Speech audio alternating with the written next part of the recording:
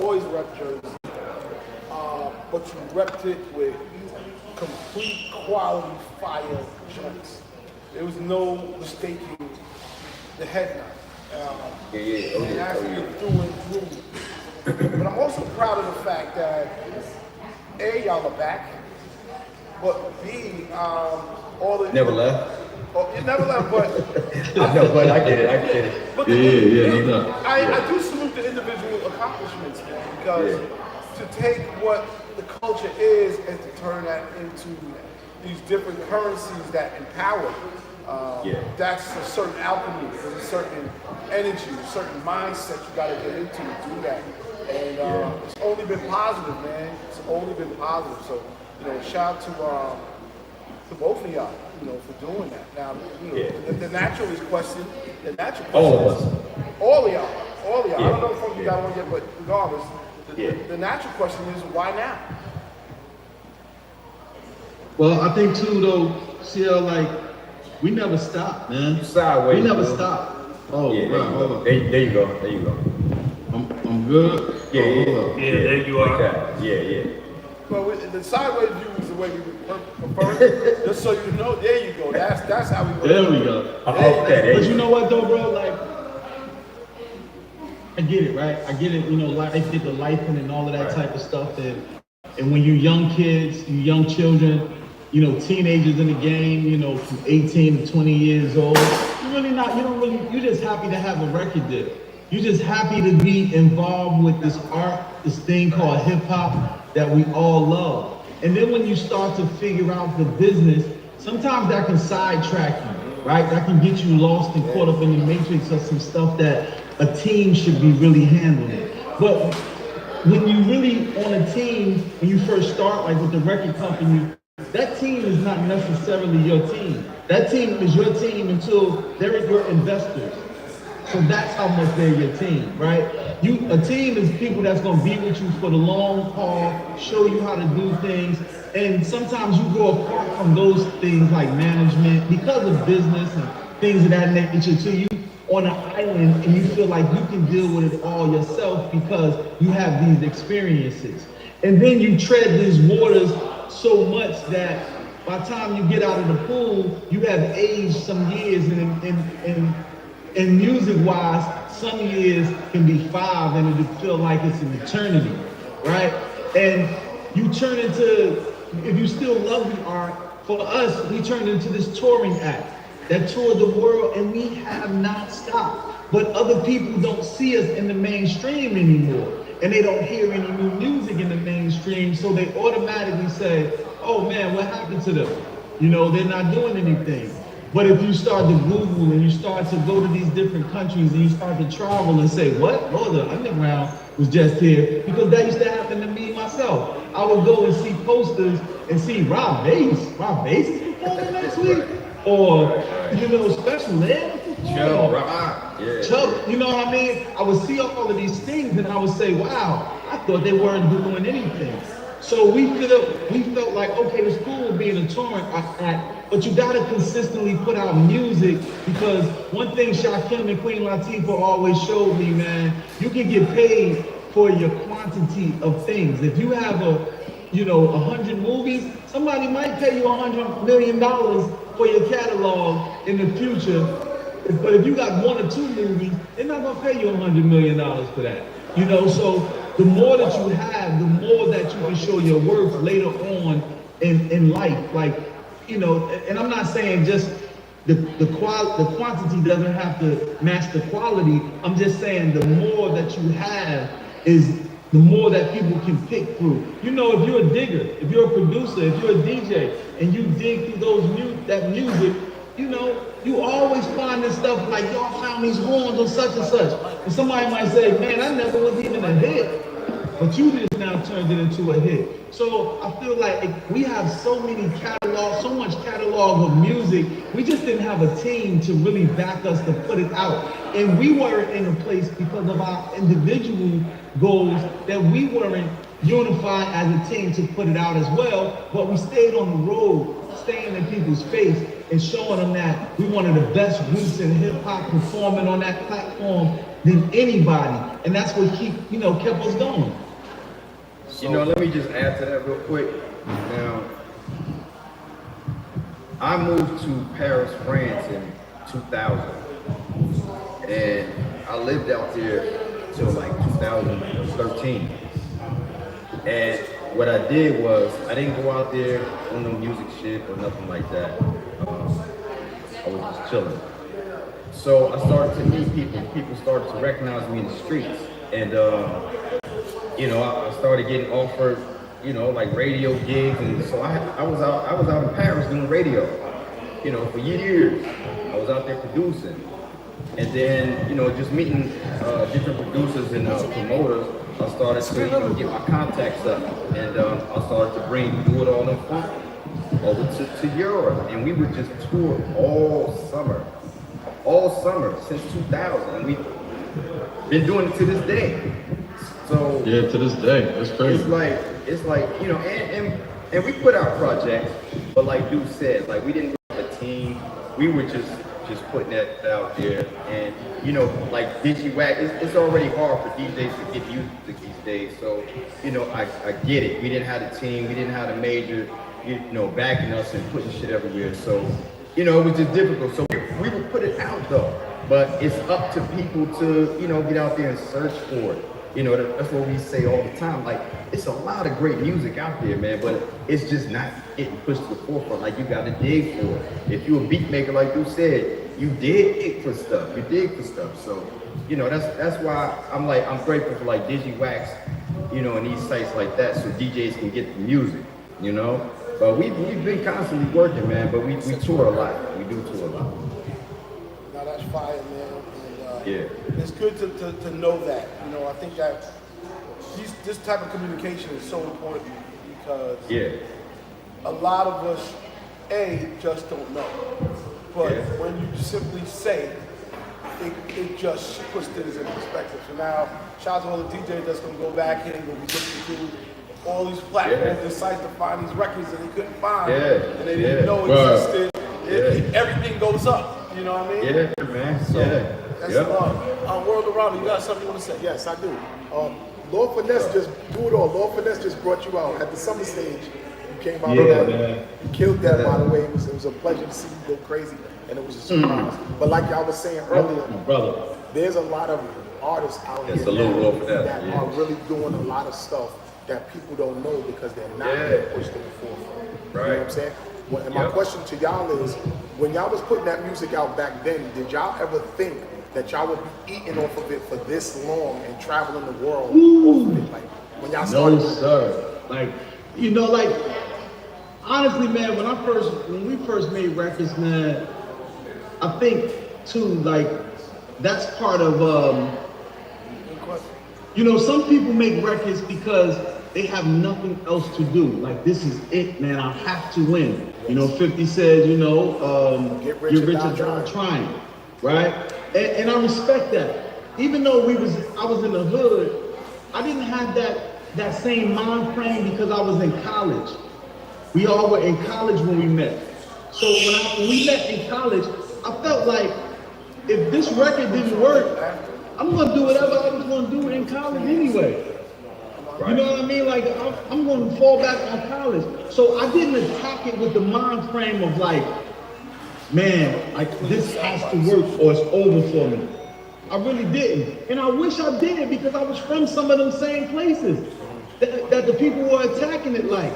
So when I get in the studio with like my brother, with Red or whatever, I see that the attack was different.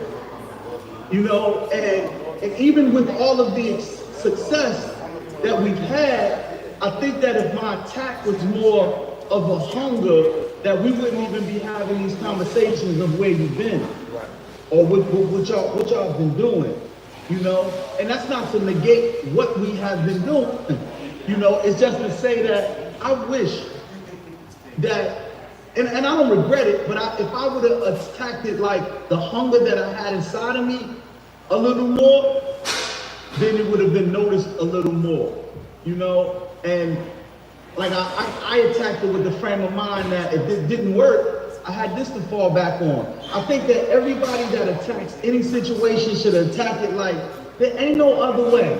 There's no plan B. Go and give it 1,020%. You know what I'm saying? So that, I mean, I don't have any regrets, but I think that if I would have attacked it like that, man, we wouldn't even be having certain conversations. What did y'all? But I think we did do that though in the beginning though. I mean, when we first started, yeah, we were in college and we were going back and forth to the studio. But to answer your question, no, I didn't think that we would have been this big. We were just having fun, man, and making this music that we liked. We liked it. We didn't know if people were gonna like it or not. And it's crazy because in 1996 we did a show in Paris, France, man, and to this day people still talk to me about this show. And when I moved over to Paris, they would always bring that show up. And it was like, man, we've never seen nothing like this before. Like, you guys like really tore down. And they still tell me to this day about that show in 1996. But it's like, man, we have a very huge audience in Europe. And it's like, I don't know, I moved out there and I think we concentrated on Europe more than we did in the States. You agree with that, dude? Yeah, we did. Once we saw the love, yeah, look, man, even on the new record, Cycle of Life, right? Circle of Life, we said that, go where they love you. When Lord Jazz coming to he's like, on tour with the Goons. He's like, yeah, go where they love you. We were getting so much love, and I mean, at our peak of our, back then at the peak, we making like 80 grand a night. Like, we going where they love you. You know what I mean? So it's just like, and then we just became this thing for them. We just became, Lord of the Underground became that group for boom bap hip hop throughout Europe. And Lord of the Underground, Chief Rocker became that record for B-boys, break dancers, throughout Europe. So we just went where they loved us, man. That's it. Yeah. Well, the saying goes now is go where you celebrate it and not where you tolerate it. Right. And that's exactly what y'all did. Back in the days, I had a group called Ill Distraction, and my mother used to always say to us, y'all need to go overseas. That's where y'all money is at. They are the epitome of that. You go where they want you at. Yeah. You know what I mean? Man, thank you to Europe. Thank you to everybody who love hip hop, man. Thank you to anybody who's ever played our record, downloaded a video or what have you. Because Europe kept us alive, man, through some tough times. It kept us alive, and we still can do it to this day. The only reason why we're not doing 100 shows anymore a year is because I'm councilman. I'm the first platinum selling hip hop artist to ever win an elected official seat in the United States of America. You know what I mean? So that's the only reason that we're not doing 100 shows, and we still doing 30 to 45 We just got back. We just got back in Germany, so still on jet lag, but Yeah, man. that's just how it goes. Yeah. We're getting a lot of applause and props over here for everything y'all are saying. This is big money, big news. Yeah. And just a lot of E-Skills, what up? Tasha Shin, what up? Yeah. Shout out to What up, y'all? DJ Big Rick, Before we get into that, I feel like we should play the video. Maybe talk about the song, Circle of Life, and play the video, and then come back and we're gonna open it up. We got Jalen in the house. She had a question as well, so we're gonna go through the questions. What's up, Jalen? Jalen. Hey, what's up? So let's talk about the single first, and just give us the energy behind it. Man, I think I just want to talk about the project as a whole first. Like, we got about, was it 4 videos or 5 videos? From Absolution to Insomniac to a record with Onyx called What's Up? What's up? Now we got Circle of Life, man, / Cycle of Life. And now we got a new one though. We got the new one too. Yeah. Keep on rocking. We just did it. So Keep on rocking. Yeah. So this album, man, for me was let's have fun and be able to perform on stage with the vibe that we just got off stage with, right? So on our off days on tour, we would go in the studio with the Snow Goons and we would just have fun. No pressure. Yeah, just have fun, man. And that's what it was about. We just wanted just bars and music, you know, just that's it. Just rap to beats, that's it. Rap and beats, that's it. That's all we wanted to do on tour, to boom bap music, man. And just have fun, because it's a blessing to still be on stage since '91. It's a blessing.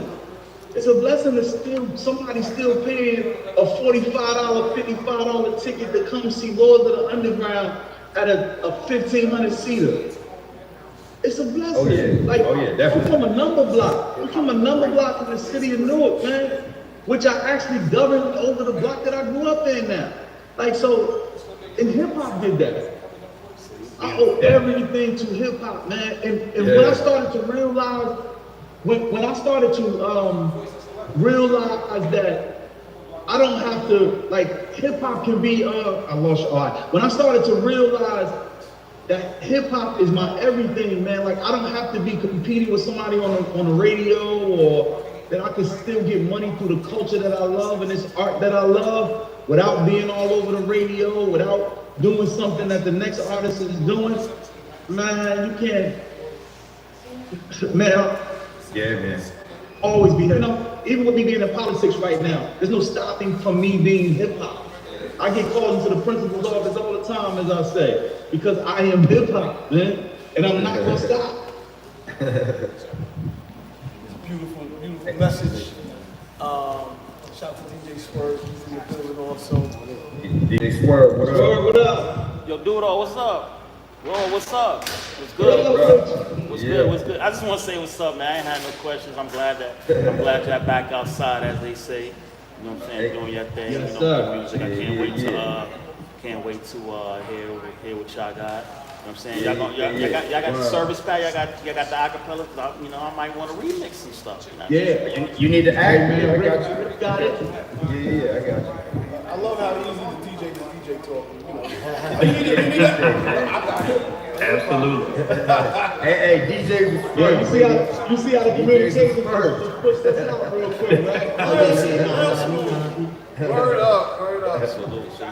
Well, let's get into the video real quick. You know, going through that. Let me get 2 seconds to cue this up beautifully here. We here with Lords of the Underground, just great people, you know, legends of course, but you know, great people. And Yes. that's what it's all about. Hip hop is real, man. You know, there's so many people, you know, try to take down our culture. You can't do it. Legs are too strong. That boat has sailed trying to stop hip hop. Absolutely. Right.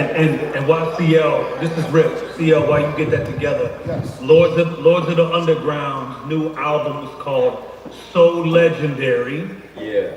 produced by Snow Goons. No, no. Shout out to the Snow Goons. Yeah, we gotta talk about them when we come back. Yeah, we got it. And it's streaming in, you know, everywhere, DSPs, any DJs who want to talk about shows and drops and appearances and interviews. Let's do it all. Let's get it all done. All right. Let's get it. All right, well, here's the world premiere. So you know. Let's get it.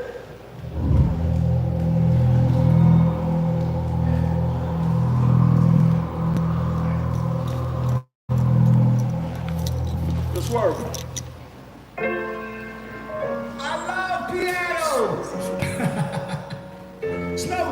Fly guy, I know. I gotta send you. My bad. I gotta send you money. You taking a Uber? What you gonna do?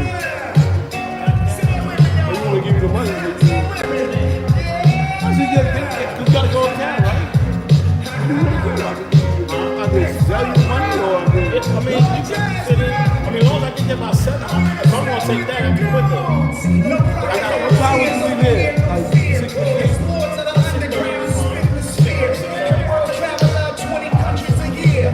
If not,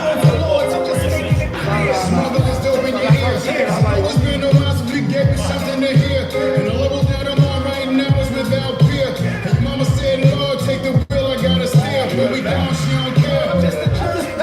like their first video. They took it back. I'm gonna put the video on so They got the whole jersey on. Went from just a funky child, trying to make a penance, turn us out to France, floss, nigga in the village, put us on the show, we kill it. Trying to bring those jerseys back. Wu-Tang had those made over in their Jersey show. They had the Wu-Tang New Jersey joints.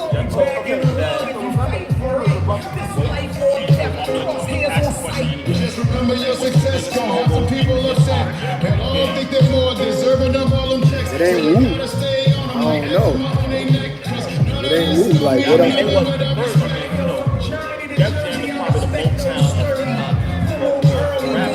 Right. But like a logo that's like known everywhere, that W, man. DJ made that. I know, from Queens. No, they DJ Mathematics. From Queens. Yeah. He's the only one from Queens. Well, Old Dirty. Yeah. This is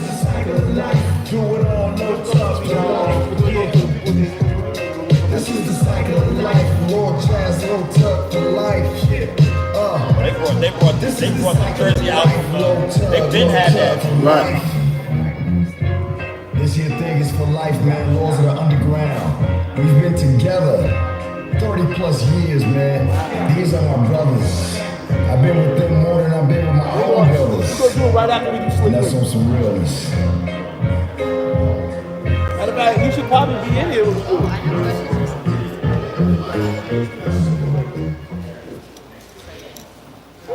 Hip hop for life. Oh yeah. Yeah. These skills, what up? That was lit. Shout out Mr. Funk. Salute. Yeah. All right, so let's talk to everybody. I see the shout out to the chat. The chat was always on fire. Rich Slim said more of this. You got Shout out to Funky. chat. You got all of that. Yeah, it's crazy. Let's see. D Skills. Go ahead. Here come the Lord, here come the Lord. Do what all Mr. Funky talk. I know What up, Skip? what's happening. Do it all, Lord Jazz. I know Mr. Funky ain't in here, but speak to him. I just want to tell y'all, man, y'all music. My father put me on to y'all music, man. He loves our first album. He loves our second. I don't know if this is the second album. You probably don't, right? But I got both y'all albums on my iPod as well as the new album. The new album, I was listening to that today at my job. The new album is incredible. The new album is incredible. But Thank you, I got a couple of questions for y'all. Yeah. Sure. Okay, my first question is, what was it like working with the legendary Marley Marl and the Float On remix Pete Rock version? Shit. What was it like working with both Marley Marl and Pete Rock? What was the studio session? Well, let me just give you a quick story about that, man. So, I used to drive up to Marley's house from Raleigh, North Carolina, from Shaw University. Oh, wow. And an old Toyota Tercel, man. They used to laugh at me because they had rust on it. The baby Jag. You know, we laughed all the way to the house and hit this, man. And, you know, it's like, man, 13, 14 hours, we paid it.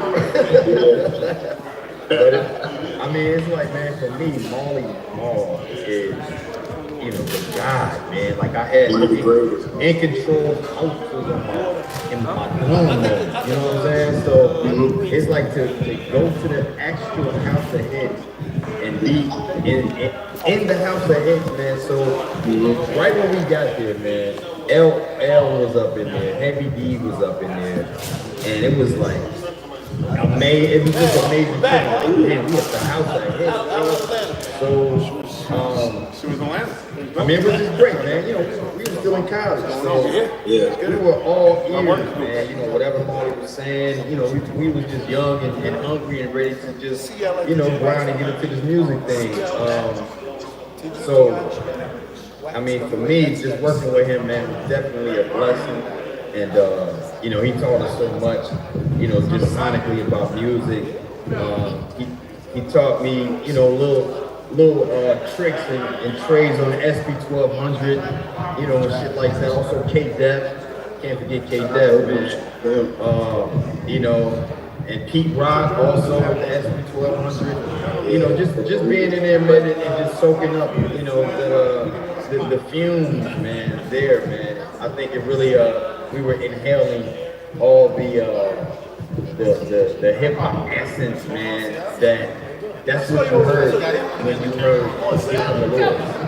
Yeah. You know what I'm saying? So that's my take. That's my take. That first time. Yeah, I mean, for me, man. Yeah, for me, it was just like, sheesh. I'm talking about an icon, man. Who I used to pause record, and take tapes. You know, and he was just an icon to us, man. So anytime that I would see him, you know, or hear him, I wanted to always be like, man, that's the guy. So to actually be able to perform for him and get involved with him was amazing. Like Lord Jazz said, man, the first time that I walked into the house of his, I'll never forget. I remember saying, man, we walked up, there was a red Saab in the driveway. There was a BMW and a red Pathfinder. All his cars were red at first. You know, there was a mop in the driveway, and then when you open, and then Marley Marl he had the ring camera before there was a such thing as a ring camera. Before they was a ring, yeah. Like you press a button and the video come on for him to see it. You know, and then once he realized it was us, the door would open up, man. It was like magic. The door opened up. And then records everywhere. You know, with the 850 sitting inside with all of the records around. Then you go through this door, you hear a rumbling of music, and then you go through this door and you see two glass doors. That was Studio A. We went through there, and then you saw the engineer, Frank Heller, with a ponytail and Starburst cameras all over the console. Him and Teddy Riley were the first ones to have the SSL in their homes, right? So when the sliding door opened up,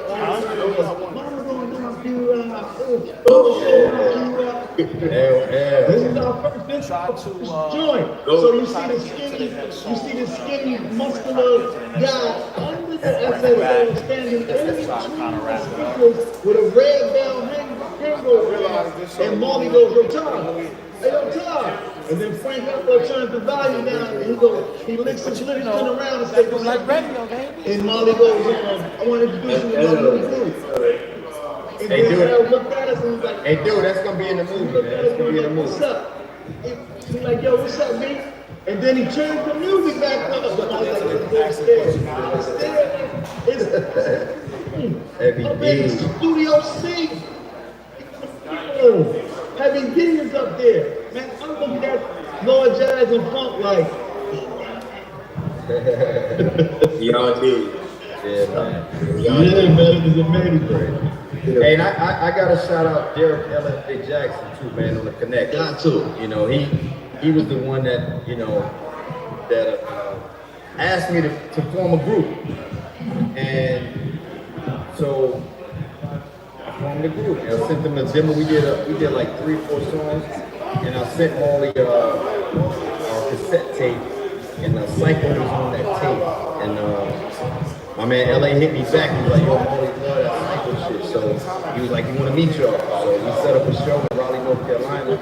And my man LA and Marley came down. And, you know, we had got a club, set up a show. And actually, Duo had a broken arm. His arm was in a cast. And I'm like, "Yo, man, we have to do this show. Marley's coming down." So, dude, you know, doing funk rifted. Dude got the sling on his arm. He's still going crazy. The crowd was going crazy. Marley was like, "Yo, y'all gotta come to the house of hits." And I was just sitting up there like, "Oh shit." Like Marley was in the DJ booth with me. Like, "Yo, man, y'all gotta come to the house of hits." And then, you know, we went up to the house. That's how we, you know, that's how everything got started. Yeah, man. I just want to tell y'all, man. Yeah. salute to you, Lord Jazz, do it all. Shout out to Yeah, Mr. salute. Even though he Yes, ain't sir. really here, but Yeah. I love the new album. And Thank you, bro. hope y'all come back to North Carolina to do a show in Greensboro or Raleigh. I hope so too, man. We just did a show in Greensboro. We did Greensboro. What was that? Like a homecoming? We did a Yeah, homecoming. y'all was in Greensboro. Yeah, we got That was around my birthday weekend. Yeah. So Rick, he said come to Charlotte. Yeah, I would love to come to Charlotte. Yeah, Let's line that up. Let's line that up. Yeah. Promoters, DJs, holla. All right, so Thanks, D-Skills. we got Big Red next. I'm just gonna say this only because I know we're running like time sensitive. 30 seconds on the questions, and try to get to everybody. We try to show love to everybody. You know how we do. Yeah. Hey, what's going on, fellas? What's happening? Peace, Big Red. Y'all flowers, man. Again, congratulations on the new drop. Appreciate it. 30 seconds. Good, man. Like I said, it's giving that story of what's going on in y'all life and the journey. The people who this guy's journey, and it put me on the journey. You know what I mean? I've been a fan since Chief Rock. Praising 30 years of TikTok before it wasn't. To come back with that one, man. So, my thing is, I love hearing the stories. What would you guys say forming a group will be the most challenging thing staying together as a group consistently? Oh wow, that's a great question, man. It's not easy, brother. It's not easy because, I mean, we individuals, and when we first, got started, we made up a rule, a pact, like if two people like something, then that's what it is. The third person just got to, rock with it. That's a great question, and it's definitely been a trying time. And Yo, I missed that question. What was that question? I'm sorry. The question is, if I can remember it a little bit. What you guys been together, forming a group, been together for over 30 years. 30 years. How is it you guys staying together? I don't know, see, 5 minutes. I was in the what? So that way, if you really want these other Staying together for 30 years, how has it been of us being a group? Like, I just told him it hasn't been easy, but, it was like, I mean, marriage is not easy either, but it's like, man, when I think of, like, my grandparents, they were together for like 70 years, through the ups and downs, like, they never gave up. So, always in the back of my mind, man, I always, felt like, not just, I would never give up on something, man. I would never give up on something. Even though it's difficult, we have good times and bad times, we don't just, throw it all away because of an argument. And I think, just because, we went to school together, we went to Shaw University, and we damn near been together more than we've been with our own families. That's what I was even saying on this last record. And it's like, man, we're brothers. We brothers. So we in this to win it. You know what I mean? We in this to win it. There's no trouble for everybody. So, but no, it has not been easy. But, we weathered the storm, and we still here doing stuff. Yeah. Tasha Chin, you go. Yeah, no, okay. So I was 12 years old when Chief Rocker came out, and it's like a full circle moment. I live in Canada, and I want to build. We love Canada, so. Yeah. All right, so when you come in, please come. Where in Canada? Where you at? I'm in Toronto. Oh, that's one of my favorite cities. Okay. Me and Ray Kwan was just talking about Toronto. Rick Kwan's here all the time. All right, so what I will say is this. The reason why we had such a great response in France is because there was a shift in politics. It became a right wing, and you guys were always the voice of the people. And that is exactly what we felt. I used to take an iron rod to listen to in Buffalo. Oh, wow. They wouldn't play certain songs on the radio here. So I think it's important that you knew the impact that you had on a Jamaican Canadian girl in Canada. You know what though, Tasha? You onto something. And the reason why I say that is because know Swerve. When we did that show in Paris that Jazz is talking about, that was that big show, that's like a legendary show that we did. It was a strike that day. We had to walk to the show. So people thought we weren't going to play because the transportation wasn't running. The streets were all jammed up, so we walked to the show. And I tell you that shit was crazy. They just couldn't believe it. It went from socialism to conservative. Yeah. And so the people, there was an uprising, right? But what I would love to know is, you talk a lot of it, so you got into politics, right? And we know what that impact can have on communities. What would you say to your younger self? We understand that it's been about 30 plus years. I work with the younger generation. I'm wondering what you would tell, aspiring artists. You mentioned don't give up. Maybe you may not have a plan B, and you wonder what that could have been if you didn't. But y'all were in college having fun. So for the young people that, a lot of folks send me their music and they want my feedback, they want other people's feedback, but they don't have guidance. What would you tell them? Because I would love to be able to share that message with them today. You know what? I don't know if people know this or not, but Tupac was a friend of ours. He's a good dude. And one of the reasons I got into politics is because of Tupac. A conversation, I don't know if you remember Snapchat, you shared when he shared the video with Tupac on that tour, in Orlando, Florida, and I got it on video. Yeah, he played, and me and Tupac then start arguing in third person, and Lord Jazz is in the car. Long story short, when Pop came to my room and came bearing gifts, came with 2 40s, a blunt behind one ear, a Newport behind the other, and a t-shirt with Thug Life on, a black t-shirt with gold riding, and the bullet was the eye for the bullet. And he started really talking about how we should run for office and become legislators. He talked about a lot of different things, but the running for legislature, he was talking about all the popular rappers at the time. He said Common should run in, he called him Rashid at that time. He said should run in Chicago, and Tret should run in Houston, and me and Red should run. He said because if we don't make the laws will be made for us if we're not involved in making the laws. So he was real influential for me running for office. We were 20, 21 years old, and he was talking stuff that I didn't know what he was talking about. I'm like, man, we rappers, what are you talking about, Pop? And all of the stuff that he asked of me, he said that I should start a nonprofit organization. He said I should never move from my community. He said that I should start youth organizations and organizations that support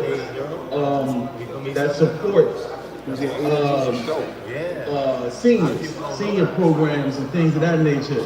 Everything that he's asking me in that hotel room in Orlando, in a motel room in Orlando, Florida, in 1992, I believe, I did. So when you say, what do I ask my younger self? Tupac spoke that into me while we both were young. So I say that, get mentored, listen to other people, have conversations, explore, create, listen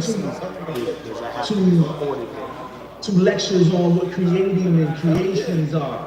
Like explore. There's nothing wrong, creating is really just playtime. You have a time limit to it. Right? So when you're exploring and playing, there's nothing wrong. There's no wrong, because you're playing. If you don't want to use it, then you don't step into the work mode. Creativity happens with an open mindset. That's why I try to restructure the way people say, when artists say, we're in the studio working. We working. Oh, y'all creating? Okay, so y'all finished creating already. So now y'all preparing the creation to be given to the masses now, if y'all working. No, if you're creating, it's working yet. You know what I mean? It's playtime, there's a time limit. Explore, get mentors, read. He tried to pay it I back. would tell my younger self, Well, get more involved and never lose that hunger. Never lose that hunger, because that hunger for that appetite for the culture is what's gonna make you go hard. Introduced to it in Brooklyn. It wasn't the All right, so I'm waiting for the master class. The whole lecture, you can take classes like this in university, and Definitely. I'd love to connect with y'all, but thank you for your contribution. And last comment, that jazz influence, man, that's what changed a lot of my perspective on hip hop. Was seeing when it crossed boundaries. Thank you. Words are everything. Thank you. DJ Cool Effects. What you got? Remember, you gotta keep it short. I love that concept. Yes, sir. I just want to say that to y'all. I'm actually out here in Florida, and I'm Florida born raised. Where you at? I'm in Orlando right now. Back to the fair, so. But I do want to channel, what you guys are saying as far as like being able to create and being in your own body keeping you as far as like being your own essence. And I appreciate that because of course I put trying to reach back into that and that's like being within yourself, being comfortable with yourself and not being worried about, the outside world and heard about coming up, so as far as the working with that, it's definitely, with the brother who is into it, that's definitely trying to be into it. So I just want to say thank you all for that. The stories that you guys are sharing, it's unbelievable. I'm being myself, I'll be 35 about 27. But coming up there and I think early, what I'm saying? I came up from, of course, looking at that radio, perspective. There was absolutely prove that it's like that 3 9 point, 96 when the big stars come, they have fresh play, they record, and also commercials, they record. Let me say, dude, I think Andrew. Hey, dude. Yeah. Let's talk, man. Oh, you hear me? I thought it was on me. Actually, I gotta go on to another meeting, man. I appreciate y'all, man. Let's do it all. All right, bro. My bad for the fat man. Salute. Cool, man. I just want to say, man, thank you all for and I'm just Yo, real quick, yo, do it all. You already know. We'll catch up. Salute, do it all. Okay, appreciate y'all, man. Swerve, man. Take care, King. Yeah, we'll have to do the sit down in New York or in Jersey. We got to come by. We'll do the sit down. Yeah. Let's do it. All right. All right, though. See. C Styles, what you got real quick?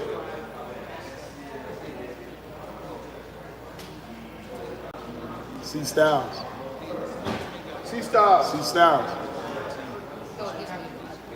New York, go to New York. All right, well, we here. All right, we got more questions and whatnot.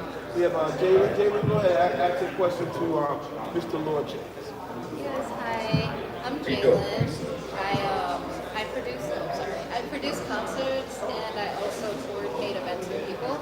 And my question is to you, how did you, through transitioning from here to going overseas and maintaining there and then coming back here, how did you maintain that fire? That thing that you had when you guys first started to now?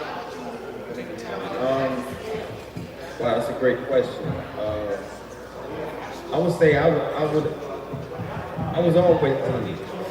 I mean, in the early 90s, when we first started to get a little bread, a little money, some shows and things, I would buy equipment, do it all in funk, Audis and Benzes, like cars. I was strictly equipment. So I was, hungry back then, and I still am. So I still have the drive and the determination. I still do beats daily, like to this day. And I lived in Paris for 13 years. So, I was out there. For me, it's about connecting, just like how we're doing here. The connections is the essence of this business. You know, I would say, you know, you have to get out there. You have to, you know, promote yourself. You have to meet people. You know, you just never know what somebody's gonna be one day. So, you know, and I always, it's like when people came up to me and they was like, yo, I got the hottest beat, or I'm the best rapper in the world. Like, okay, but for me, I would have to see what kind of personality that you have first. Are you good with people? Can you talk with people? You know, when people want to work with you, you know, I look at that, you know, before I even look at your skills, you know, in the entertainment field. But, you know, I've always just had the determination and the fire, man, to still be able to do this. And that's why we're still doing it today. Music sounds great. No, that's Yeah. amazing. Thank you. Roll around, you got something to do. Yeah, I was just saying that you could see the passion that they have because the music sounded great. That new joint you just heard, fire. Right. From back then, it was fire. You know what I mean?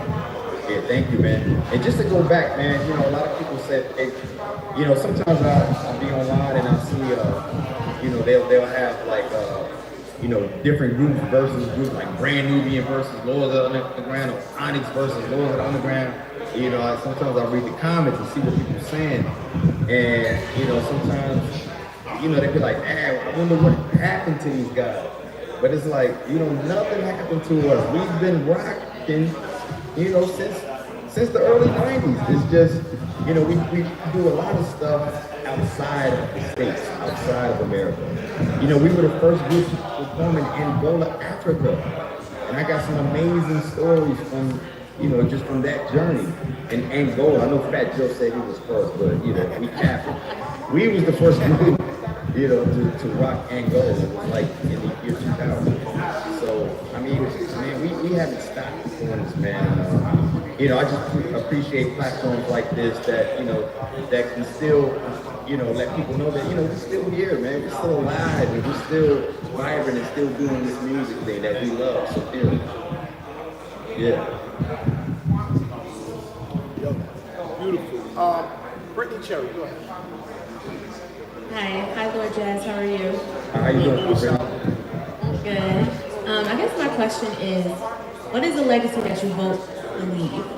You know, obviously the greats are slowly, you know, their times are coming up. You know what I mean? And it's very sad. It's very sad. But you do want to put it out there when you do talk on platforms and stuff about that. Like, what legacy do you hope to leave when it is that time? And then I think the second part of that question is, do you think that you've done up to this point everything that you thought when you were a college student that you would do, or do you think that there's still room to do more? Wow. So, you know, I would say our legacy is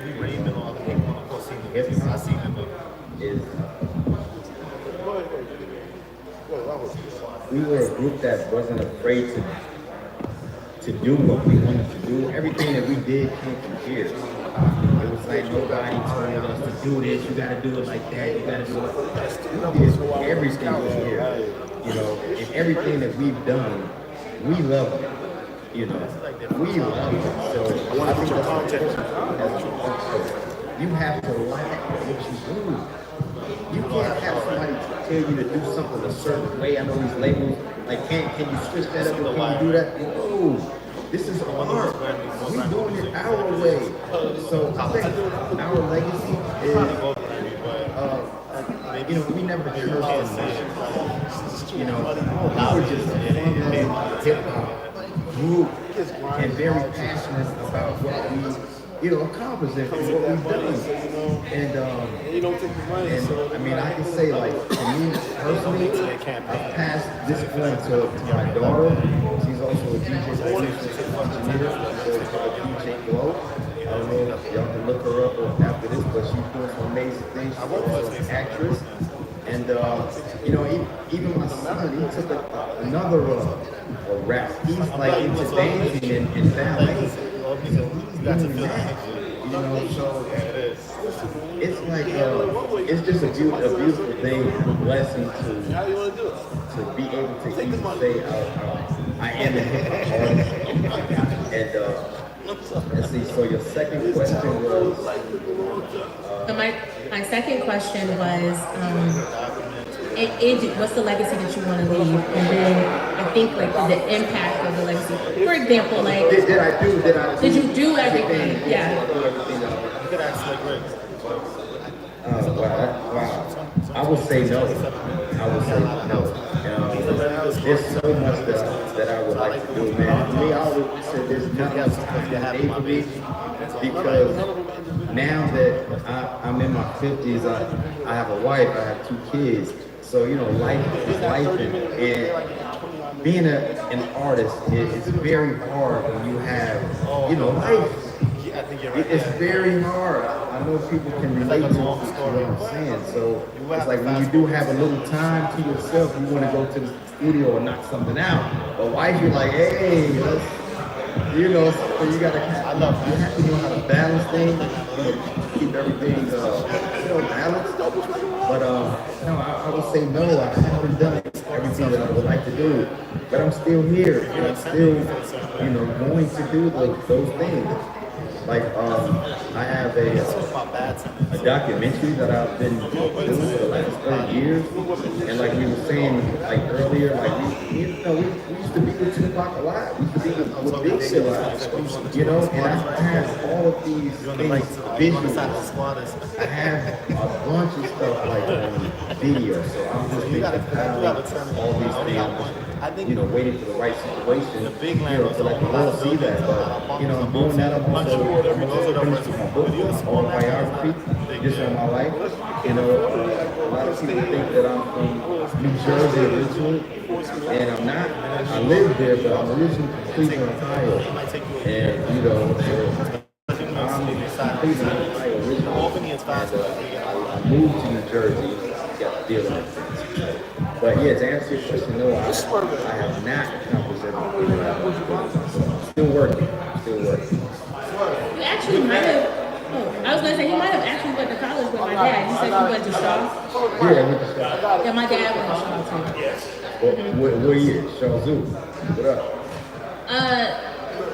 Well, he taught the communications department in Shaw. So when I say went, he's older, but like he was there. Yeah. Okay, so yeah, I was a communication major, so I probably know your dad. Yep, Wallace Cherry. That's my dad. Okay. Yeah, well, tell him I said what's up. I will. Thank you for your appreciate it. Thank you. Mm-hmm. Okay, I do see, at least I did see, Mr. Funky here. Oh, was he? Oh, yeah? Did we lose Dudo? Is Dudo? Yeah, Dudo had to go. He had to go to a meeting. Okay. He's not, I'll wait for him to get back on. Oh, okay. Superstar, what you got to say real quick? Yeah, right quick, I know he was originally from the Cleveland area. I just don't know if you remember. But he did like the Funky Child? Of course, yeah. I used to go there and get my record. You just want to check, you know, DJ Punch says you wouldn't know me. He put in the chat, he don't know you, who are you? So I have to unmute that. Because Punch want to throw me. Of course, man. All right, thank y'all. Yeah, I always support you guys. I'll check everything out later. Yes, sir. All right, appreciate you. I'm celebrating 52 plus years in the game now. Wow. Legend. Salute, Jazz. Hell yeah. I got you trolling. All right, no problem, bro. Appreciate it. Yeah. Definitely. New York, man, what y'all got out there? Nah, I mean, it was good. I mean, shoot, we appreciate the fact that y'all pulled up and, you know, y'all still got the fire for the music. And, you know, we're one of the first places to get it. And that's what's up, man. Shout out to, Yeah. you know, Rip and obviously to the whole group. I feel like there's a lot more, like, you know, there's drops that people want to get for sure. Whatever. Hey, so I'm gonna type this in here. So all the DJs who need drop, let me see. Oh, you can hit Rip up. But I'll just put the the email in here so everybody can hit it when he drops.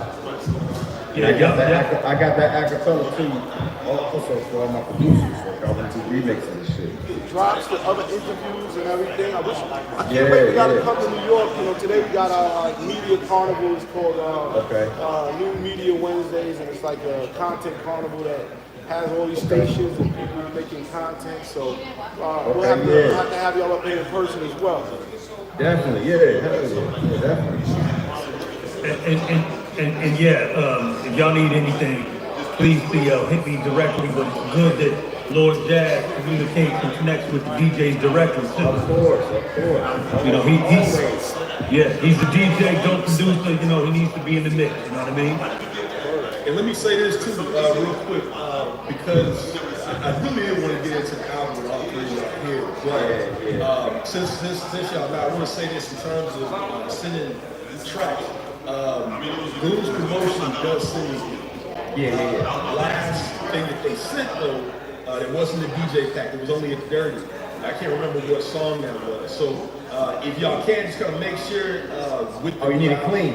Get us the clean. I'm on FM, so I can play the things I want to play. So just make sure they got no doubt. We're doing funk rarely curse, man. So I mean, funk said the N-word in one joint, and like that's it. It could have been that one. I can't remember the song it was. I got Absolution. Okay. This was made about 2 months ago. Promotion sent something. I was listening. So I always got to listen to funk players. Of course. Now, I'll make sure you get clean. Yeah, I'll make sure you get clean joints. Word. Well, also drops, whatever. Hit us up. No doubt. Well, listen, Jazz, I appreciate you for pulling up. And, man, appreciate y'all too, man. When I'm in the city next time, man, I'll let you know. Maybe we can hook something up. Yeah, man, we do DJ meet and greets too. We do meet the DJ, we do all this stuff. If you ever at Republic, man, my daughter's an engineer at Republic. Wow. I'll let her. Wow. Glove. Man, Glove. I love her. Miss DJ Glove. DJ Glove. Miss DJ Glove. Go on YouTube or go on her IG, man. Miss, that's MISS DJ Glove. GLO. She definitely go follow her. We need to get his daughter involved with all the DJ stuff. No question. Let's do it. That's what we're here for. Hey, salute Digi Wax, man. Salute, man. I love y'all, brother, man. I love what y'all doing. You know, I've been rocking with y'all from the beginning, brother. When I was in Paris, I was on Digi Wax. Getting all that joints. Oh, I forgot one major point. On behalf of DigiWax and .hip hop, man. .hip hop is going to gift you guys a .hip hop domain for each of you and for the group, which is huge. This is like your own .com, but you do like LordJazz.hiphop, you know, Lords Underground.hiphop. And what's special about it is not only that, but you also get it's also Web3 enabled, so you can attach wallets to it. You guys are going to send out NFTs to partners and all that type of stuff. Music is exclusive, tickets is exclusive, all types of ways to monetize it, in addition to just having a dope website or whatever you want to put on it. But we'll hook that up. Scott is on here. I'll make sure you guys connect with Scott. Rip will hook that up. Say the Instagram again for your daughter. It's Miss Glow. Miss DJ Glow. MISS DJ Glow. GLO. Thank y'all again, man, for pulling up. Yeah, man. Thank y'all, man. Everybody support the project. You already know, man. Rip, thank you. Yes, sir. Appreciate y'all. MC, TJ, producers, great dancers, graffiti artists, man. I'm gonna play a song. Thank you, Jazz. Peace. Yes, sir. That was sensible.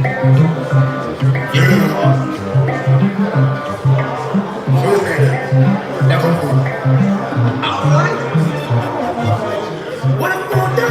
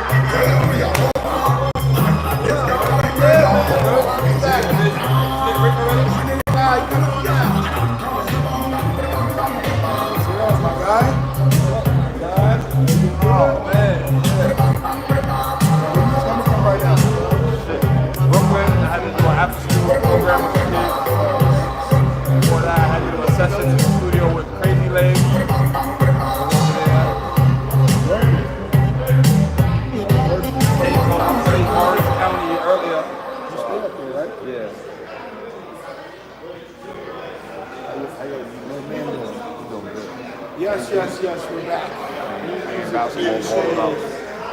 But tell Spin from to fix his camera. Everybody in the building. You know what I mean? If you didn't notice, there's I guess a new update for this Zoom. So it is what it is. Anyway, that being said, Rick, how you feeling over there?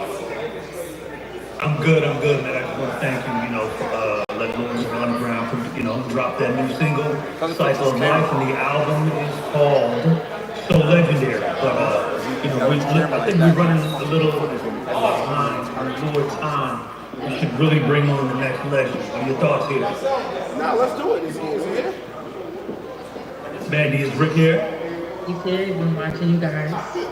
Oh, yeah. Spin firm, could we put some? So listen, CL, I just wanted to thank you for bringing all of the legends on. There's a lot of legendary new hip hop that's out right now from our icons, and Slick Rick is one of them. He has a new album out called Victory, and I just want to let him, get into it and let you guys get into it. Thank you for having us. Word up, man. Slick Rick. Ricky. What's up, family? Bronx is in the building. Man. Word up, man. First of all, salute to you. We here in New York. We got a whole crew of people that's just excited to see you. Shout out to everybody on the Zoom. And just want to thank you for pulling up, man. Legendary piece of work. And we just got to discuss it. We got to talk about these things. We got to talk about these releases and, what you're doing even in today's time. So, thank you for pulling up, number one. Thank you for having us. Yeah, man. The place looks nice, man. You got some. Rick got money, yo. Let's hold something, man. We need something, man. Atmosphere. He from uptown to Bronx. That's how we do it uptown. It's not a green screen. Okay, it's all good. No, but first of all, man, how you doing, man? How's everything going? What you been up to? How's life? Life is good, you know what I mean? It's like being on an adventure, bringing the world with you, you know what I mean?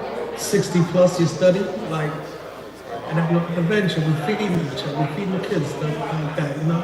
Yeah, of course, man, of course.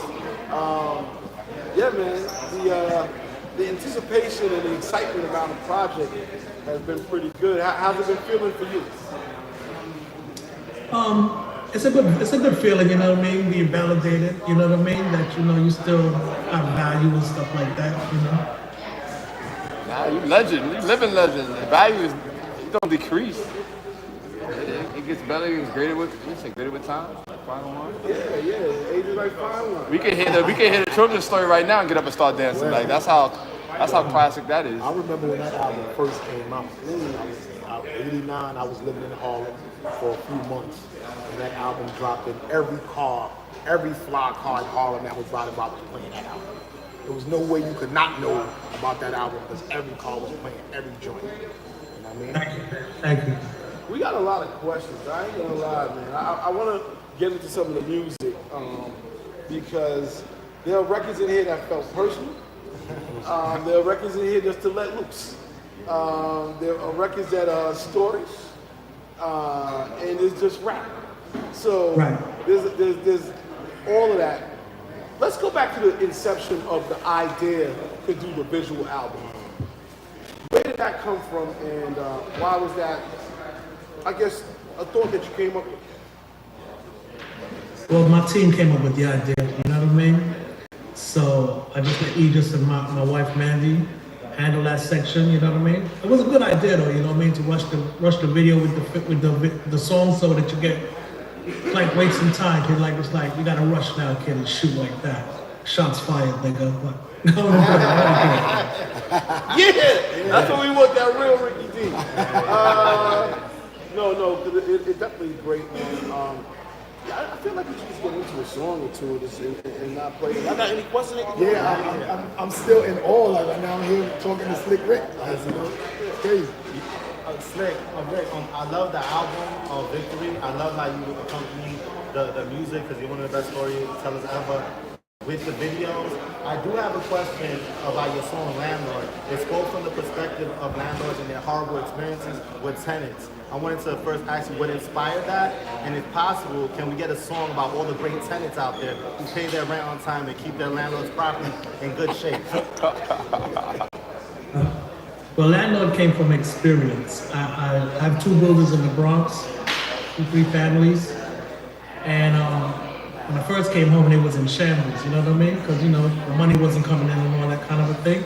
So I had to fix it up and then I got to straighten out the tenants, you know what I mean? So that's pretty much a story of, and I try to put it with some humor and, you know, up to date for us, for us people, you know what I mean? Yeah, you're not the only one that's dealing with that. A lot of people, I've heard like 3 different stories about squatters and people saying they got to get people out of their apartments. And I'm like, why can't we just do it like the good old Bronx way and just go get them out of there? Like, go drag their asses right out the goddamn house. Nah, that's you go to jail for that. I know, but I mean, that's how it goes in the Bronx. It's like, squat in the Bronx. So Slick Rick, how's it over there at Massive Hill? Because it's a whole slew of A-list golden era legends. How's it over there? It's like the new Def Jam or something like that. You know what I mean? The new Loud Records or something over there. I guess it's like a family, you know what I mean? We all came up in our own separate roots. We all reached a bar of status, celebrity, whatever. And we like family, you know, just mingling, talking how we talk and inspiring each other and stuff like that. Shout out to Nas. Put that, you know, and us and Peter and the rest of the gang put us together, like, you know. So, you know, Raekwon Ghost, you know, we're proud of mine. So, not like that, you know what I'm saying? Speaking on that, let's get into a song from the project, Documents. Before we get into it, anything you want to say about the song and why you made it? Well, Documents was me using my imagination, like I was James Bond, and I had to get documents for the British government from Spain, and I just ran with the story like that, and just had fun like I was the first black James Bond, you know, like Egypt was supposed to be or was gonna be, you know. So we're just having fun with the music and our imagination, you know, like that. Love is love. All right, y'all, well, let's get into it. We're here with the legendary Slick Rick, and this is Documents. So what is it? Fire. Yeah, Slick. 008. 1964. Feel me? Now what's up, sis? What's the problem? Now they got me like a top agent shotgun, watching me program. Smash and explosion, fabricy one. Sass on the floor, get the documents on. Here we go. Now they got me like a top agent shotgun, watching me program.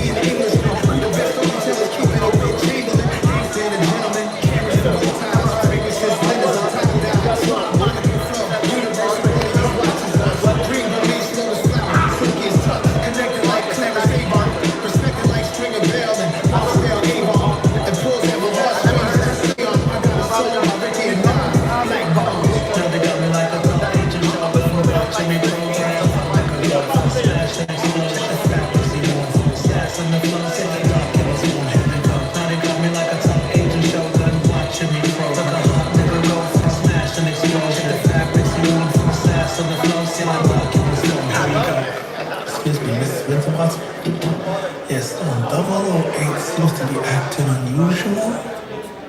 Should we send the asset? Send the asset.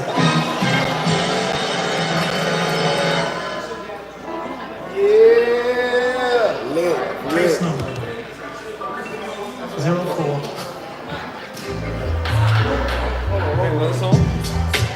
Sorry, guys. Sorry. We got music playing. Things are moving and grooving. We got all this media in the building. We on with the legendary Slick Rick from the new album. If you don't know, now you know. Victory.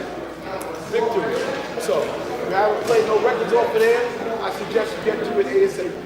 Shout out to all the DJs in the building. I actually saw the album. Like when I was at work and put the YouTube on, and I just was like working and watching and listening at the same time. That was how I experienced the project, and that was dope. How y'all made everything in like a whole movie and stuff like that. Congratulations too, because it was in the didn't get an award for being a film in the film festival. Yes, so yeah, Tribeca Film Festival. Yes, I bet. Yeah, exactly. So that was dope. So I definitely pay attention to it. It's fire. Everything on is fire too. Whenever Slick Rick and Nas gets together, it's like magic. I would love this personally to see an album with Slick Rick and Nas. Because the two or three songs that I have heard from them. Yeah, they can really run our culture, that era of the hip hop, the '80s, like the Marvel movies, and they can all, you know, 'cause they all Coogee Rap, KRS-One, Slick Rick, they can all big that. They can all tell stories. So it's like I heard so Slick. I'm gonna ask you about this. I seen a guy talking, saying that there needs to be a Generation X genre of music. Like all of the rappers that's from our era, from Generation X, need to keep creating music just for us. And so, how do you feel about being in the forefront of that? It's a good idea, you know. What I would tell my brothers is the one thing that sustains the styles, your variety, is the music. If you try to dance and flow and do Marvel hero and corny music, it's like killing your careers, you know what I mean? So if you study a lot, if you study what's going on nowadays, you study like the powers that be, if you alter the music, people don't find as much interest in you because you're dancing on the wrong track. You know, you're flowing, you're showing your capability on lackluster music, you know what I mean? So the whole point would always be to make sure there's some type of rhythm that the audience can relate to, and then fly. We know, just like what you said, if I was to manage, I know what makes Wu-Tang fly. I know what makes certain people fly, Kane, Rakim fly, you know what I mean? The right music, the careers is up and popping, you know what I mean? So that's all I can say on that. Slick, we got a couple of questions before we get into it. I still want to stick here with the album and just the process. The whole Legends Has It series. What was the initial? I don't know if it was Nas, if it was, like you said, Peter. What was that initial talk like? Look, we're going to put this project together. We're going to have all of these legends that are coming out. How did they come to you for that? What is the time frame that's Well, that was like us all being like rough, playing these roles, like Idris, Nas, and Cats, you know what I mean? So we came together. Idris was the initial Cat, you know? And then he needed a little help from America, from England, England, America. So we hooked up with Nas Peoples, and we made like a package, we became like a little family like that, and then put it out to the world. So all bases is covered type of thing, you know? So it was more like on that tip. And as far as, just hanging out with the family, it's always good to have that fireplace with your people, you know what I mean? How we talk, how we interact, how we laugh, and how we coexist. So this has been in the works, like, in the past year? 4 years. 4 years, okay. 4 years to bop and weave, you know what I mean? 4 years to bop and weave to get to the finish line. So we got to the finish line, and we just put it out there and tried to feed the starving communities. You study like... What's the name go? Yeah, so that's what we do. We feed the community. It's not all about money and all that fame and all that celebrity all the time, Sometimes when you're at a place where you can feed people, they're missing type of a thing. Because I'm really just feeding myself, and feeding myself resonates to feed others. You know what I mean? So when I'm at home doing me, if I put it up to give something to the public, just feed them too. You know? Like that. He said, Deep skills, man. What's up?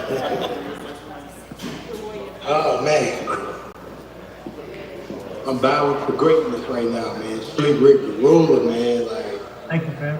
Like you one of my heroes, bro. Like you inspire me to do my thing as an artist, and I also got a radio show called Boombox where I play the new joint and some of your old classics on there. And I just want to say, man, the new album is incredible, man. I love it. I even like the visual. Yeah.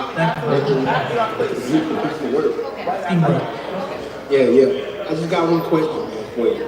Because like you're one of my idols, you're one of my heroes, and my question is, back to your first album, man. What was the creative process about The Great Adventures of Slick Rick? What was going through your mindset when you made that album? Well, first, I was a newcomer to the scene. So I was with Dougie Fresh, and we did Lottie Dottie in the show. Which it was easy because it's just 2 records. Yeah. When you gotta make a whole album, if you're going to like 10, 12, you know what I mean? And it's your first time doing it. Right. You want the more to sound acceptable to your people, your audience, you know what I mean? So I'm starting from scratch like that. So I have to come up with 10, 12 songs that will resonate with keep my people's happy. Like, so I had to mingle with the cats, you know what I mean? I had to take a couple losses, like Let's Get Crazy and all that, you know? Yeah. And then shove it out there and see if the heavyweights can hold it down for me, you know, like Steps, Children's Story, Mona Lisa, Hey Young World. You know? So like that. And then that was the first album project. So it was a little strange, but I'm just used to saying the cute little rap. Yeah. And then bounce, you know what I mean? Like Mona Lisa bounce, you know what I mean? Like, but you got the album is a different story, you know what I mean? So, plus, and you know, the producers and everybody got to make sure that they make it a star, not Slick Rick is rich. album films, you know what I mean? So we got to work like that sometimes in situations. Type, you know? Yeah. Salute to you, Rick, man. Like, I love bro. And I also like the art of storytelling album. Like, I love that album. That was a good comeback album back in 1999. I love that album. You had all the heavyweights on there. Outkast, Nas, Cannabis, Raekwon.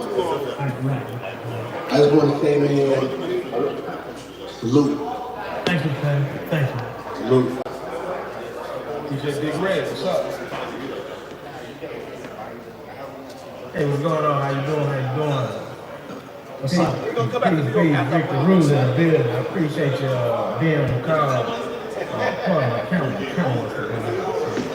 But I just want to say I listened to the project, man. The project is amazing. I really enjoyed listening to it. It took me on a very nice storytell, man. You one of the amazing storytellers of hip hop. And, you know, I just want to go all the way back to just share a little story. When I was in the 6th grade, we was all singing a children's story. And our teacher thought it was a real situation. And when she thought it was a real situation, so it broke her heart. But we were like, what is the song? God, man, she was great. And she was like, oh my God, that was so amazing. You know, so you've been, like I said, you've been a guy, you know, touching us, man, for such a long time. I want to give you flowers.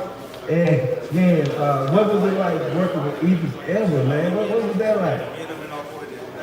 Well, we met at a party, and we clicked, a little chemistry, and he said, you know, he wanted me to make another album, come to England with him, in Paris and stuff. I said, okay, no problem, you know, I'm not doing nothing really, you know. He got that power too, you know what I mean? That movie power type. You know, we spent time together with headphones, played some records, looped them up, scratched them up, hooked them up, rapped on it, and did what we had to do, you know what I mean? And, you know, as long as I was happy and he was happy, like I said, and then we get out to the public and see they happy. So that's what we was doing, just having fun, you know. what I call it, let's say, like the wire, you know what I mean? So I bought that wire press that we back in English to study, like, and then we just go feed our peoples. They said, baby, Hey, CL, unfortunately, Rick's gonna have to run here really quickly. So, however you would like to close it out, and then we'll circle back and bring Rick back, because we're gonna end up, it looks like Landlord is a favorite with the DJs, this record. We're gonna come back and we're gonna release Landlord as a single, and we're gonna bring it back to Digiwax. So he needs to run though. Anything you wanna close out with, CL? But you know, I'm gonna let Jalen ask a question with the last question. I'll let him run and I'll do that. Hello, how are you? My name is Jalen, and I actually was at an event that you were honored at during Black History Month in February in the Bronx, and you talked so much about, you know, like hip hop and your impact on that, but you also spoke about your nonprofit and working with the prison systems and things like that. Like, is there like anywhere that we can, like, you know, look more at that, or like donate, or, you know, any way that we can get involved? VictoryPatchFoundation.org. That was my wife. She said VictoryPatchFoundation.org. Wait, say it one more time. VictoryPatchFoundation.org. VictoryPatchFoundation.org. Awesome. I thought that was an important question because we often talk about the art, but we don't always talk about the positive things we're doing behind the art. And having a great things, impact on community. You're helping out prisoners, you're helping out people, and people don't know. They always want to point to the negative. They don't ever talk about the great things that are out here that we're doing. So I just wanted to end it on that note. I know you got to run. And we appreciate you joining. We got the ruler NYC. Yeah. And I'm sorry for y'all who couldn't ask the question, but we'll be back on MC very soon, I hope. And that's what it is. So it was a pleasure talking to you, Ricky the ruler. Thank you, family. Nice talking to y'all too. All right, listen, y'all, if you're still here. Yeah. Yes. So yeah, so listen, I just wanted to close Rick out with a couple things. Again, Digiwax, all the DJs, thank you. I just wanted to point out that Slick Rick is really wanting to connect with the DJs. That's the best way that I really could say it. He knows he's always made DJ friendly and DJ favorite records. He's clear about that. I've had a conversation with his team, and they really are trying with this album to connect with the DJs, which is why I brought him here, right? So, with that being said, I did want to clarify, Mass Appeal is the American distributor for this project. The project is really coming out on Idris Elba's record label out of the UK, and he's partnering with Rick. So Rick is acting as an independent artist and an entity for this music project, and he's using Mass Appeal as a music distributor for America, if that makes sense. Yes, it does. So Mass Appeal is distributing it, Nas is on the project, but this is really Rick's thing with Idris Elba. Hence also the full-length film that they just took to Tribeca, but the full-length film is about like 30 minutes, and it has videos throughout the whole album. So this album is really an art piece associated with the film and the movie world and art. Hence the tie-in with Nas and Idris Elba, if that makes sense. Yes. So, with that being said, Documents, the Nas record. He has a house record. He has a reggae influence record on here. He is going to come back to the video for Landlord and circle back in probably 30 to 60 days and drop that as a single, and we're gonna push that, and he's gonna come back to Digiwax. But if you guys need anything, please, CL, try to figure out a way to condense, but let's get some drops. Let's get some other, interviews and some other appearances and things for Slick Rick with Digiwax. Cool? No, that's awesome. And again, apologies to everybody who had a question. He'll be back. I don't think anybody feel like they're not wanted. You get a chance to speak. So all good. Thank you, Rip, for always bringing on the real cats. So y'all know, this is DJ Rip, and Rip and I, Rip is dedicated to the culture, man. We've had MC Light, and it was Rip. Of course, today we had Lord Underground, that was Rip. Slick Rick, that's Rip. And a lot of other artists that we've known for years. Will Savannah is Grand Master Flash, he's a legend, and he does a lot. He's behind the scenes, but he's not. He's also a remixer and a DJ, and he's a great person to know. So if anybody wants to connect with Rip, I'm sure he'll leave his information in the chat. So make sure. Tell everybody. Okay, Rip, what's your Instagram? So my Instagram is The Original Rip. The Original Rip. And listen, DigiWax is, CL was pretty humble, but he's a legend in his own right in this space. And DigiWax is an iconic, a day one foundation for the DJs, right? So, we've always been here and working together for no matter what. And for me, this is timeless music. Hip hop was created by the DJ, and all of the legends, they have new music too. You know what I'm saying? So I always wanted to just make sure that we always kept the balance. The new kids got new music, the legends got new music. It's just new music. Period. And if the music is good, it's just great music. You know what I mean? So I always just wanted to make sure that the legends were able to keep it flowing and keep connected to the DJs, because a lot of those DJs, we DJ for the music, and we love these artists. You know what I'm saying? And a lot of us just don't know they have new music out, right? So that's it for me. And by the way, if anybody is familiar with vintage tunes, vintage tunes is me.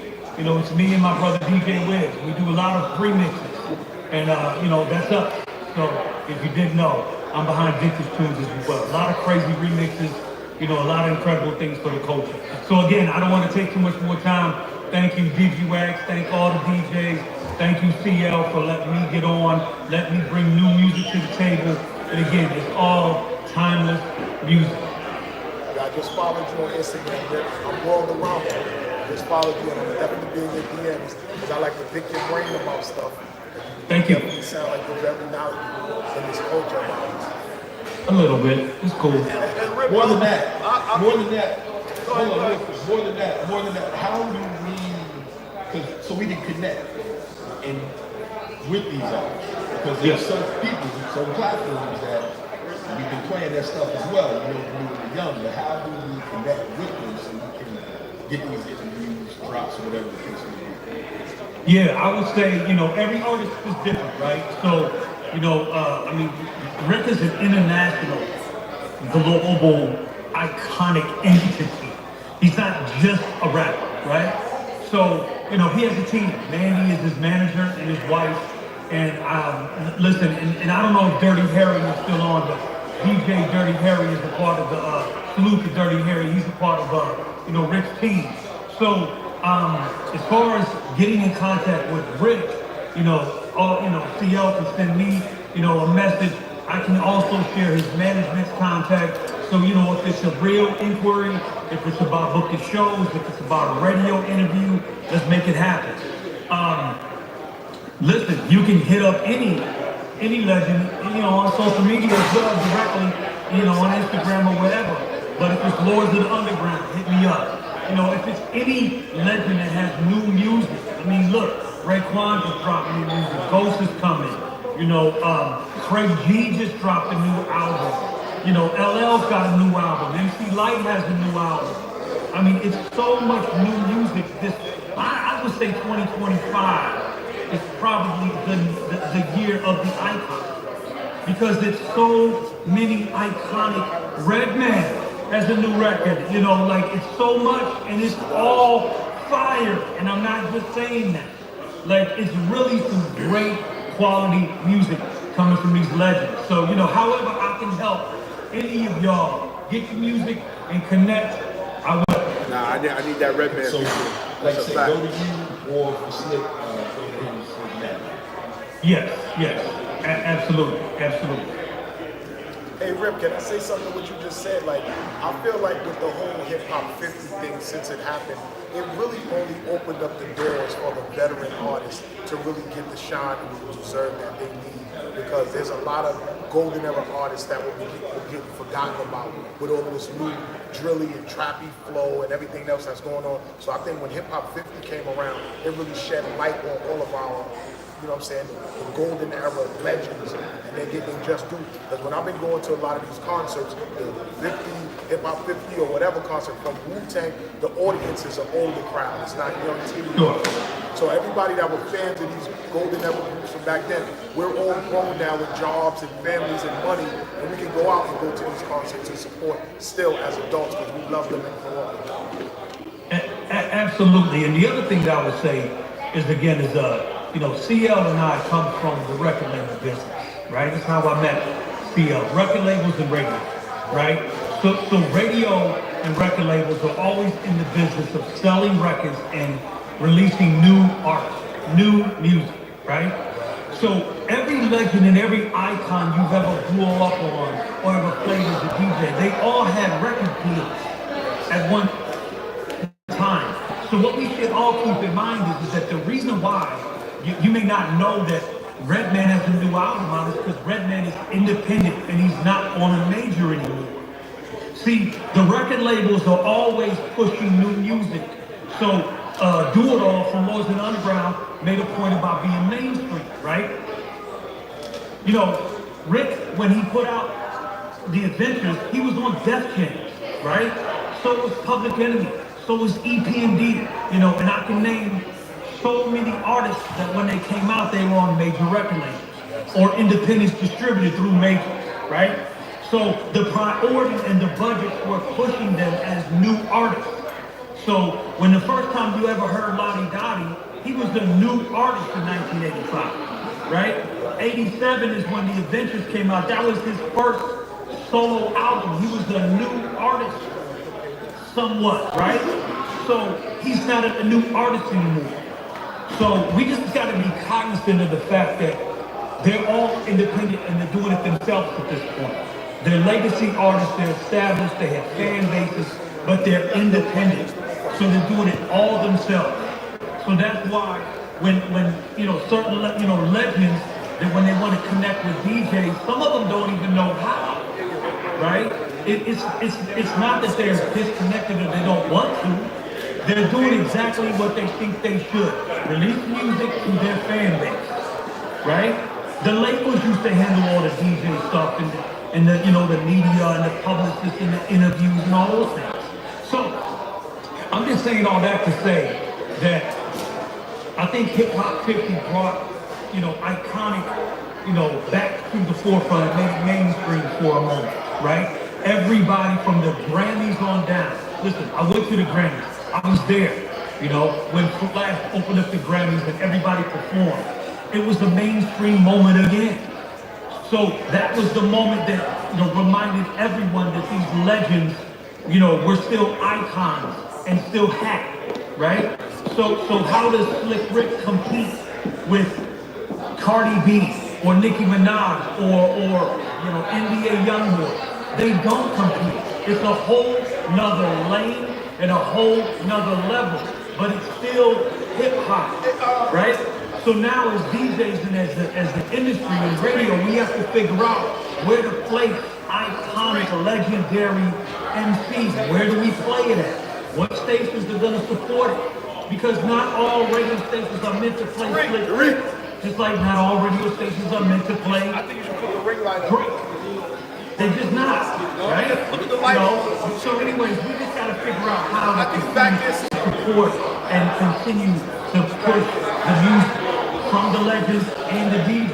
Because it's funny, it's a lot of us DJs, I'm 52. You know, I've been DJing since 1984. So a lot of these DJs are older, but they seem to be getting pressed to push new music and younger artists, which is cool. But there's new music coming from everywhere. There's R&B artists, like don't be surprised if Al B. Shore puts out a new album, and Keith Sweat puts out a new album. Why can't we get a new record from BBP? Well, we did a couple years ago. Did y'all know it? You know what I'm saying? So, you know, if Mary puts out a new album, he's gonna be independent. You know what I mean? So, you know, but anyways, I'm sorry, I didn't want to take up all that time. My apologies. It's all right. You got on the soapbox for a second. But it's all good. We're going to come back and we'll play a record. And if you need to connect with Rip, I can connect everybody. It's not a problem. We got Cocaine and Schizo coming up next. And check out this record. We got to play this because, you know, Lulu was in the building. So check this out. Cocaine, shout out.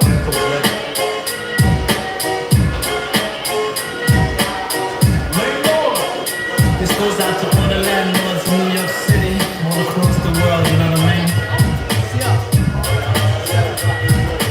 I'm saying it's kind of difficult. Crazy tennis loans, all sudden crazy. I'm investing in some real estate, and I'm trying to tell you, it's a share. When it's the first of the month, mine where the time went.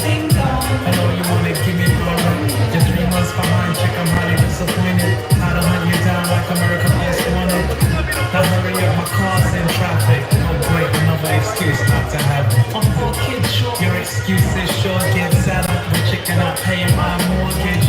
Instead of letting her bird brain hard talk, I said find the rent before I boot you on the sidewalk.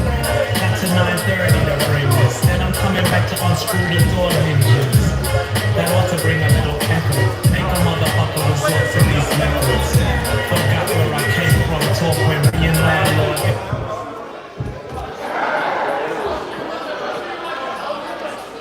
I don't have no clue.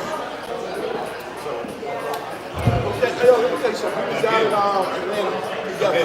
What was that? I didn't get a chance to say what's up. Rolling out. But I was at the company rock. We did things like and I'm like, they don't know something. A little technical difficulties, but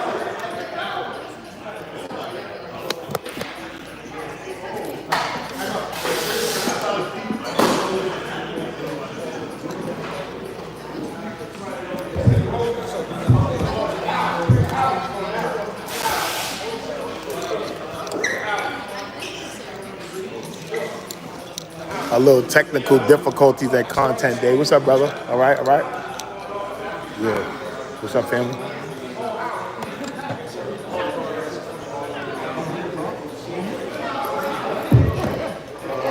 Excuse me, fam. Something wrong with the electricity in here.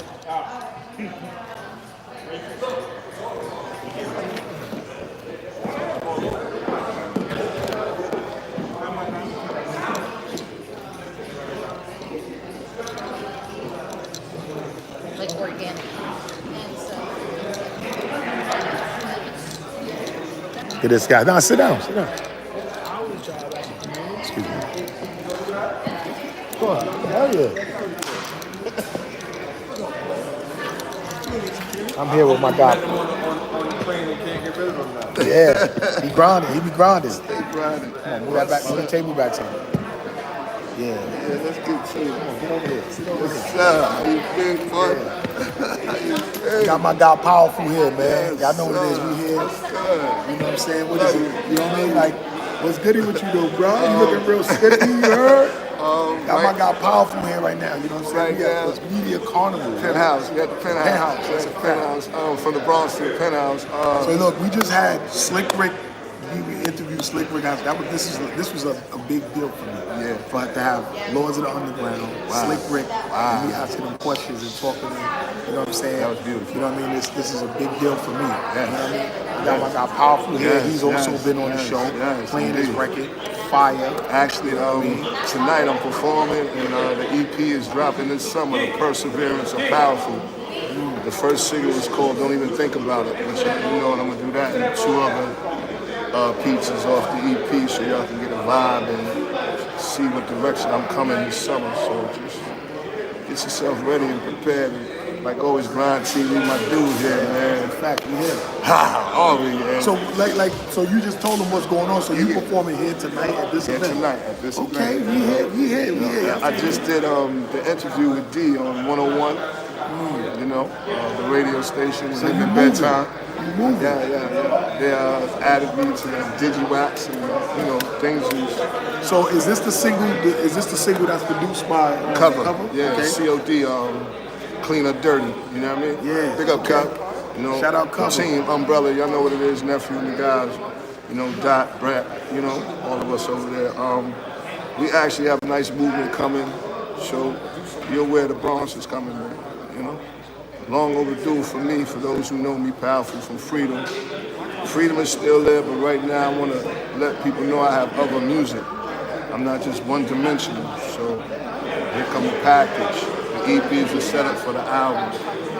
So get ready, For those who Y'all know. heard it here first. We got Powerful, the MC. You heard from the Bronx. Boogie, all over. Boogie down, Big up to all the cats out there that's doing it. Stay true to you. Stay solid. Don't let nobody tell you no, man. These are the last days, so if you get it down, you ain't never gonna get it. Facts. So I'm gonna make sure I get my plate. Peace and love, and I love the support. Always know if you need me, I got you. We here, you know what I'm saying? Grind hard, man. Grind hard and far hard, man. You heard? Keep it popping. 2026 in New York. Y'all know what it is. Y'all know what it is, man. We do like we do it for TV. Shout out to my guy Powerful. Shout out Slick Rick. Shout out Do It All. Shout out the Lords of the Underground. Shout out Digi Wax. Shout out CL. Shout out everybody that was in the building, man. You know what I mean? Yo, Tequila Straight. Yeah, you know what I'm saying? So we here. It's gonna be an epic night. You know what I mean? I don't even want to end the live really, but we already almost 2 hours in. So I'm gonna just let it rock until we 2 hours in. But this was a big deal for me to be out here and having, you know what I'm saying, Ricky D, you feel me? And look, this was the guy right here that had the ill question. He had the ill question. Turn away from it like, look, you had the ill question. Oh yeah, nah, definitely. Well, the album is called Victory. He got a song called Landlord. I'm like, yo, what about the tenants? Can he make a song bigging up the tenants? Because there's a lot of good people like me who pay their rent, and I take care of my landlord's property. So I just like to make it spicy. No, that's good. That's good. But that's a good question though, because there's a lot of things going on right now with, you know what I'm saying, the rent increasing and people saying they're gonna freeze the rent and all this and that. That's a big deal out here in New York because 100%. rent is expensive. Like right now, we in the penthouse, and probably to live in this penthouse is probably like what, a mil to get this shit. Or maybe 20 grand a month. Yeah, to own it. Yeah, you know what I'm saying? To own it like a mil and better. Look, you right here outside the Intrepid, y'all. Look, that's the Intrepid right there, y'all. Look at that view. You know what I mean? So it's real about rent and it's rent stabilization and everything like that. I actually was just at the Wu-Tang concert with Rom Comedy. You know what I'm saying? He's the mayoral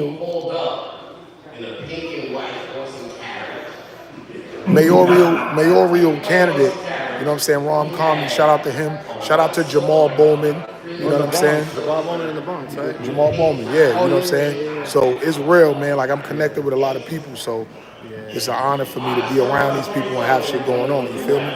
In my opinion, landlords aren't bad. It's just the ones that own a lot of buildings. Like they have like $100 million worth of property and they don't make repairs. They're like slumlords. So if you're a small landlord, you only own a few houses. Like Slick Rick said, he owns 2 buildings or 2 houses. And you might have bad experience with tenants, but it's like when you own a lot and you don't make any repairs, you don't do anything, and you don't help the poor people. So that's my issue with landlords. But I'm always on the side of the tenants, but I can understand being a landlord is difficult, especially if you have tenants who are not, not doing right by the landlord. So but I don't support the greedy, super rich landlords who don't make repairs for the poor people. I'm not with that. So that's why I was messing with them. Like, yo, can we make a song for the good tenants?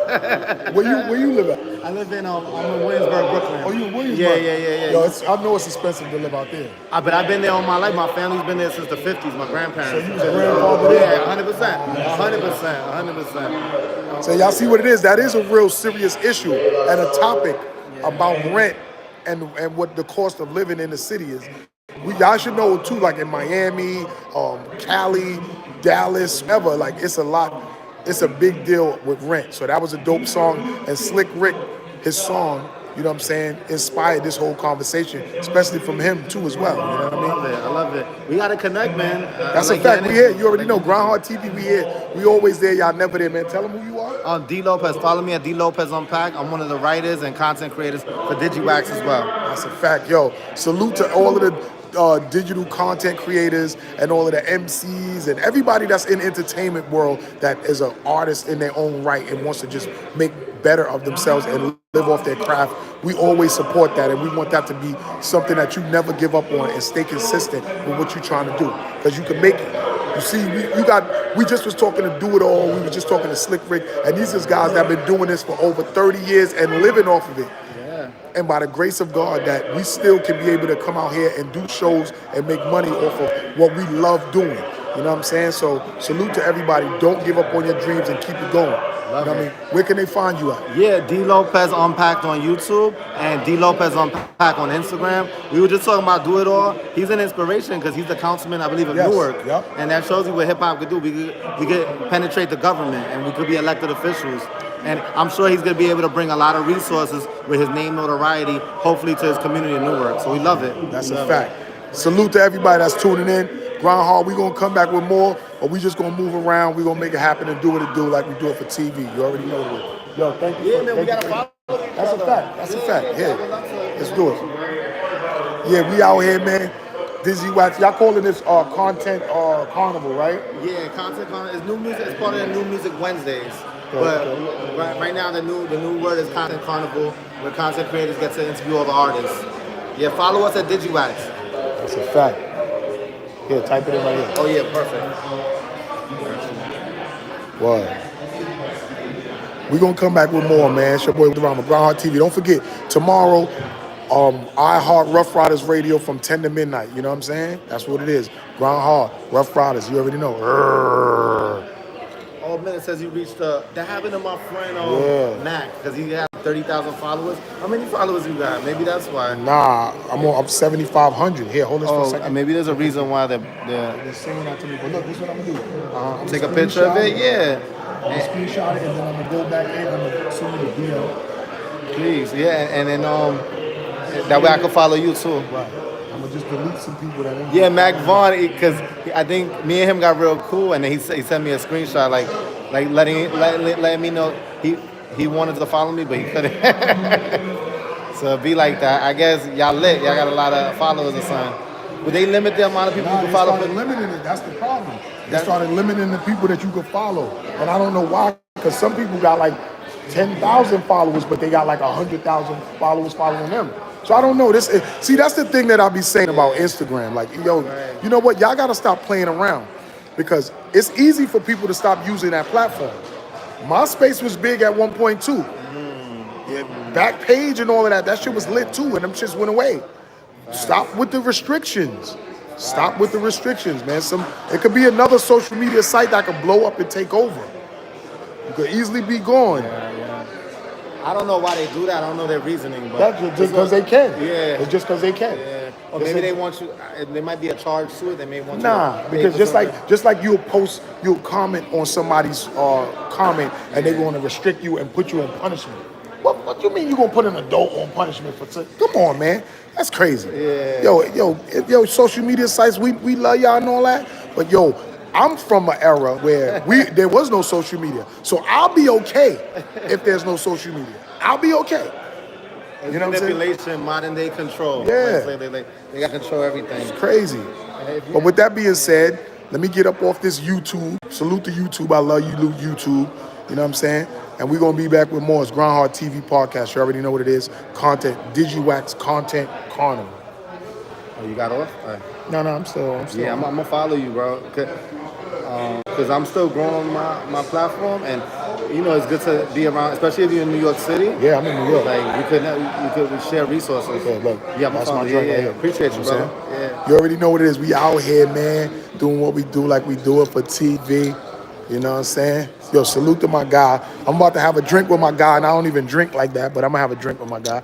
Look. Yeah, for sure. Hold on. Let me get this. For sure. You know what I'm saying? Bing. So my guy, powerful, man. Much success. I be seeing since I met you, you've been grinding, and I be seeing you places popping up, always coming on time, ready to go. Salute to you, man. Much success. And I got a legend right there, DWI. You already know he's the pod father. You know what I'm saying? This is the guy that really kind of like, not kind of, started.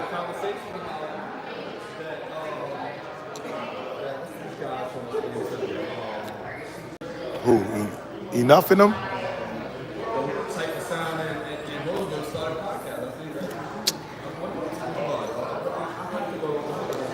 No, all you got to do is talk about it on everybody's platform about how, because everybody knows that you're the pod father.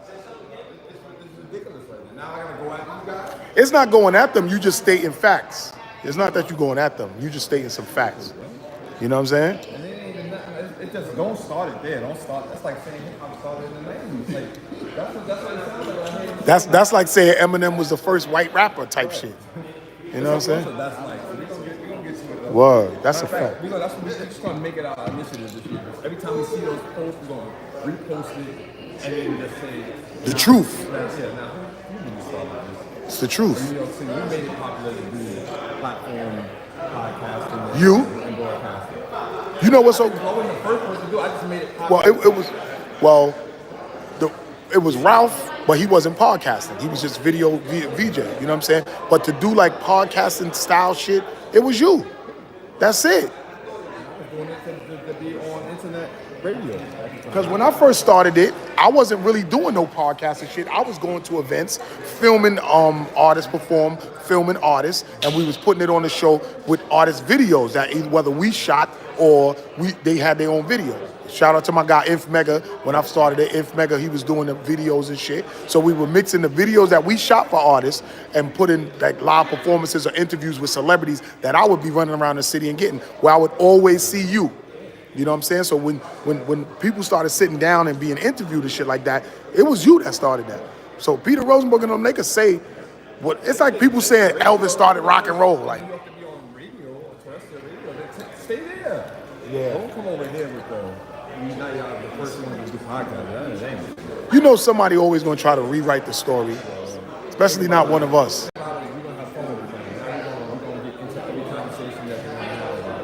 Yeah. Y'all already know. We here. This is DWI right here. Y'all already know the pod father. Right. You know what I'm saying? We in here, man. So we gonna come back with more, man. It's your boy World of Rama, Grind Hard TV podcast. We here at Digi Wax Content Carnival, and that's what it do. Shout out to everybody that stay tuned in. I may come back live and go in again. You know what I'm saying? And we're gonna do a bunch of. Let me plug my phone in because it's about to die. And I want to make sure I save this. So we're going to see y'all soon. We'll be back more Grind Hard.